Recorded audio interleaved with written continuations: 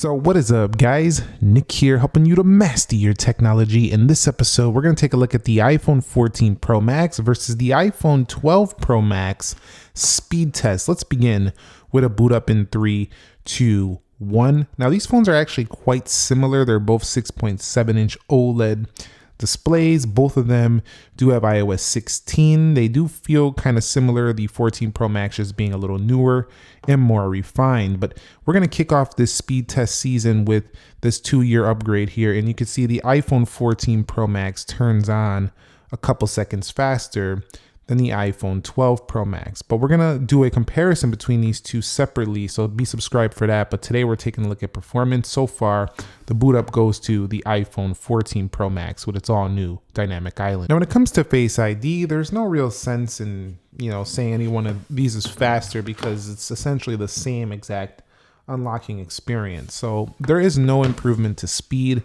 with Face ID with the iPhone 14 Pro Max.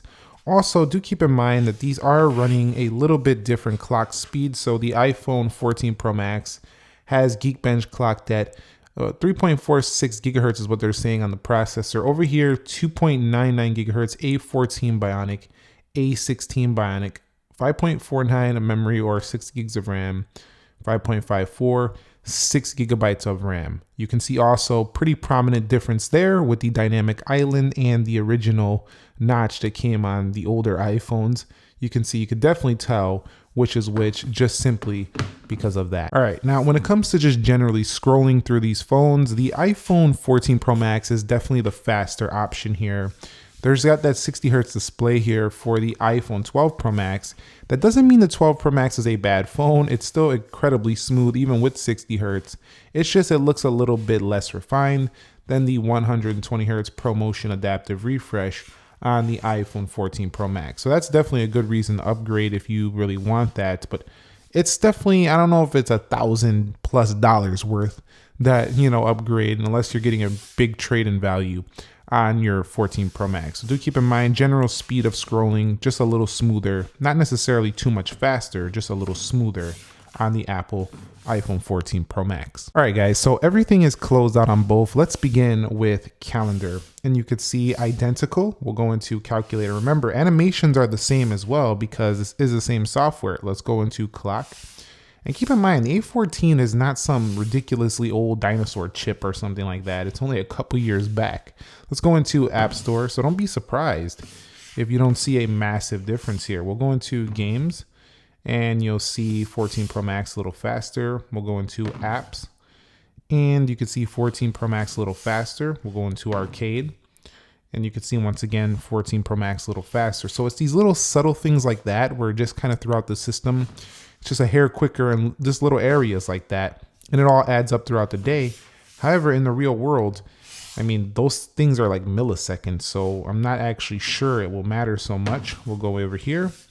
And the only reason I talk about this is because, Apple does make claims about how it's the fastest CPU ever, but their previous phones were the fastest CPUs ever too. You can see right there, when in Instagram, no major issues.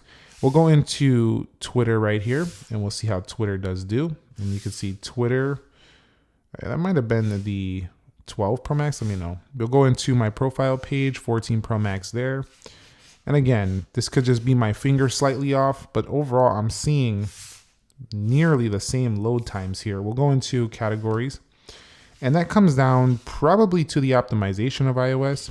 I think it would be cool if Apple could find a way to like boost their newer phones just to feel a little bit faster every time, but at the end of the day, it seems like we're getting the same performance pretty much once again on the 14 Pro Max. We'll go into Best Buy.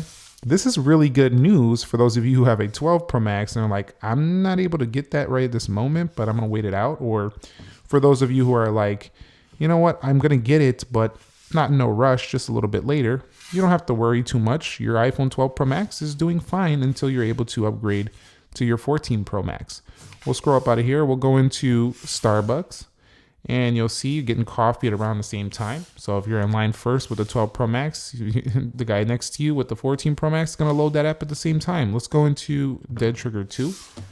And you can see even down to the games, fairly similar here. Once again, So the 12 Pro Max a little ahead. And keep in mind, oh wow, we have a little alarm in the video. Keep in mind that the 14 Pro Max just launched, so games might even be a little faster right now on the 12 Pro Max simply because they've been updated for this phone more than this phone. So keep that in mind. Also, Asphalt 9, but that's only as of the recording of this video. By the time you see it, it may be already updated. Some weird stuff just happened there on Asphalt 9, but you can see that you can play the same stuff. You can do the same things. One thing though is that the 12 Pro Max, not quite as efficient, might get slightly warmer than the iPhone 14 Pro Max. So that is something to take note of. We'll go into Subway Surf and we'll see how this one loads up. And you could see 14 Pro Max, again, subtly faster there. Again, this does come down to the application though. Some of them might be better developed just because the 12 Pro Max has been out longer. But overall, I don't see anything that's like making me too nervous about keeping my 12 Pro Max. And I'm not making this video to convince you not to upgrade. I'm just making this video to show you performance wise what you're getting. If you go over here, it's mostly down to that 120 hertz smoothness. And yes, technically speaking, when we benchmark, of course, we're going to see some bigger scores on the 14 Pro Max. But loading up Temple Run 2 here, you can see they do pretty much play at the same time. Looks like they're in a different, I did update both of them. I don't know why they're in different stages, but we'll go over here to Lightroom and you'll see Lightroom. We'll dismiss this right here. Pretty much the same. Once again, let me go over here to Geekbench 5. And Geekbench 5, this always happens when a new iPhone comes out. It's a little bit slower. We'll go out of here and we'll go into 3D Mark. You could see a little faster look like on the left. Then we'll go to iMovie. And you could see, there we go. Now I am going to run an iMovie render before this video ends just to show a little bit more serious performance. But regular apps, you know, day-to-day stuff, you're not like popping apps open. Animations aren't faster.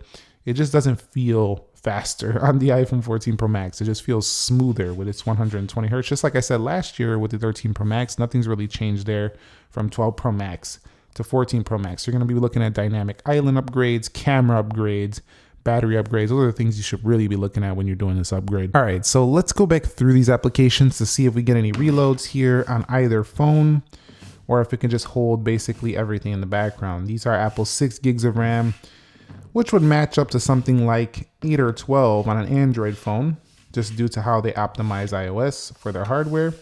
Let's go over here to Starbucks. Go to eBay. We'll go to Best Buy. See, Amazon. How about Groupon?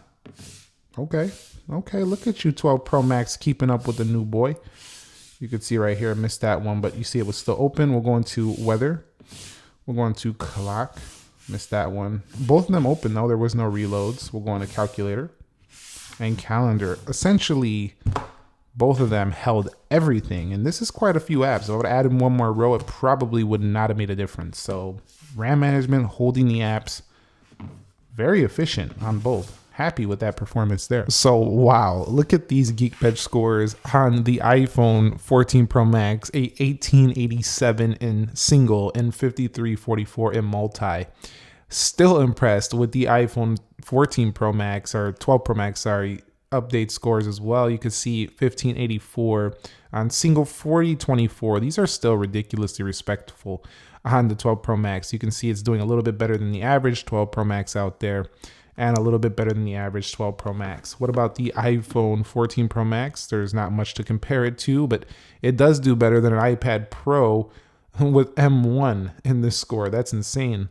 We'll go over here to the multi-core, and it doesn't do better here than the M1. Definitely the M1 kicking the iPhone down right there. But for sure, overall, these scores still respectable on both. The iPhone 14 Pro Max is faster. We're going to go ahead now and run a wildlife test here to just see which one gets the better scores here in this test. I will be back when these benchmarks are done running. All right, so here's our final scores with 3D Mark. You can see 3239 on the iPhone 14 Pro Max, 2270 with an average frame rate of 19.4 on the left, 13.6 on the right.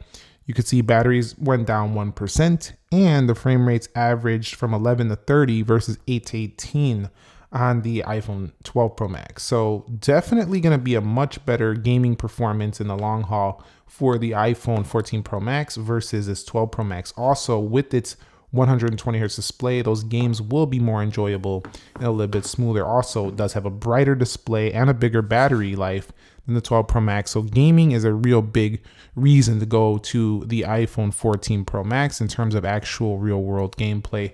It's just going to have the longer battery life, the smoother display, and the better graphic. All right, guys, so we do have the same movies here, 1 minute 4K 60 clips. When going through the timeline, both very smooth, no issues on either. It does look a little smoother on the 14 Pro Max, and it feels smoother though due to the 120 hertz. Other than that though, it actually performs quite well on both. So let's go ahead and see which one can save this actually faster, this video, so you can have it ready for upload. And we're gonna export this here, and I'll be back. Well, actually, let's just see if they can do this pretty quickly. Wow, it looks like the 12 Pro Max is ahead.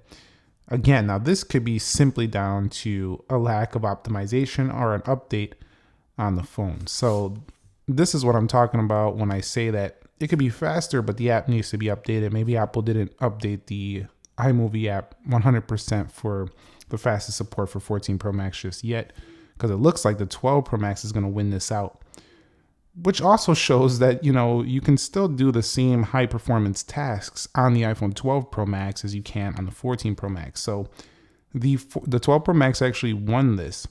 I wonder if it would change if we had a longer video, but definitely it looks like iMovie wasn't fully ready for, you know, prime time just yet. That's how new the iPhone 14 Pro Max is. Now, last thing I want to do, we're not going to do an internet test here.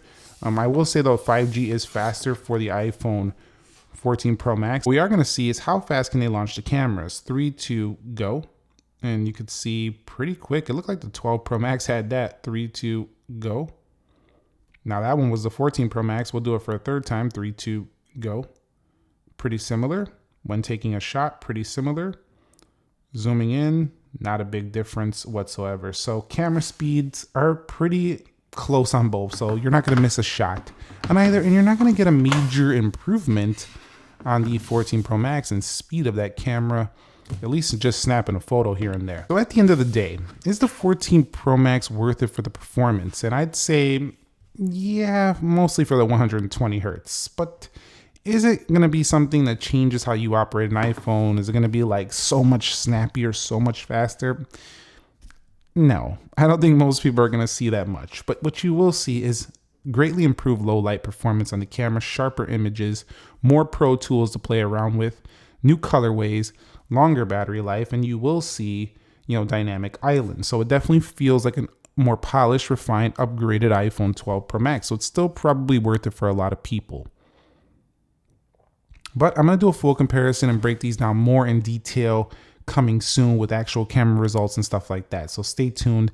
Thank you very much for watching. I'll catch you on the next speed test. Be sure to be well, and peace.